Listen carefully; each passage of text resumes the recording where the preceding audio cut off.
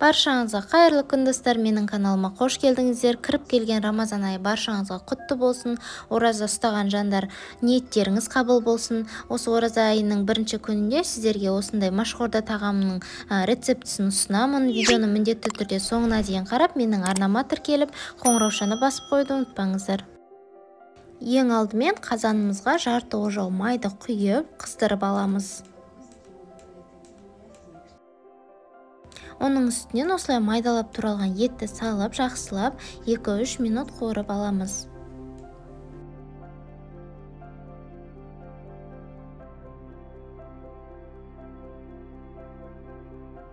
Керекті заттарымызды турап аламыз. Пиязды осылай жарты кольца етіп турап шықтығымыз. Сәбізді де майда 4-3 етіп турап аламыз. Картошканың қалаларыңызша үлкен немесе майдалап турап алсаңыздар болады. Осылайша майда-майда еткен маған ұнайды картошканы.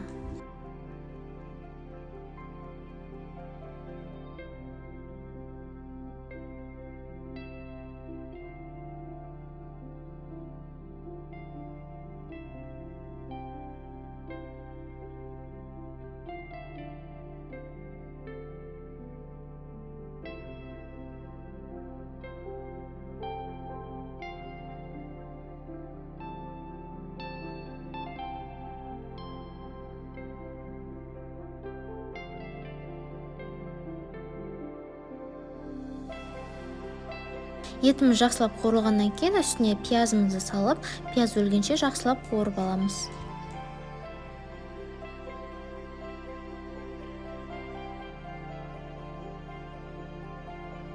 Үстінен сәбізді салып, тағы да 1 минуттай қуырып жібереміз.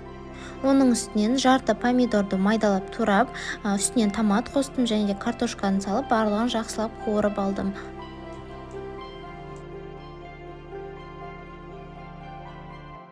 Жақсылап қуырылғаннан кейін үстінен су құйып, өзімізге ұнайтын приправаларды салып, мен тұз, бұрыш, универсальный приправа және паприка қостым.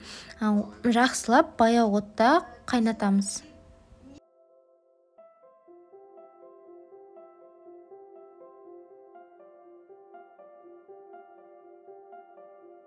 Бір қайнап шыққаннан кейін машты жақсылап жуып, ішіндегі тастарын тазалап, тамаққа қосып, 30-40 минут шамасында орташа отта қайнатамыз. Бетіне осындай көпіршіктер шығады, міндетті түрде алып тастаңыздар.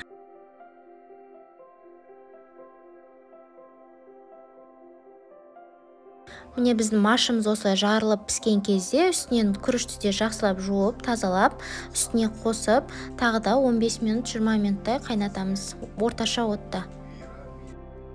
Мен барлық құрамын көз мөлшерімен жасадым. Осы оразаның бірінші күнде отбасыларыңызға міндетті түрде осы тағамды жасап беріңіздер. Тойымды әрі өте дәмді болып шығады. Сіздермен болған арайлым.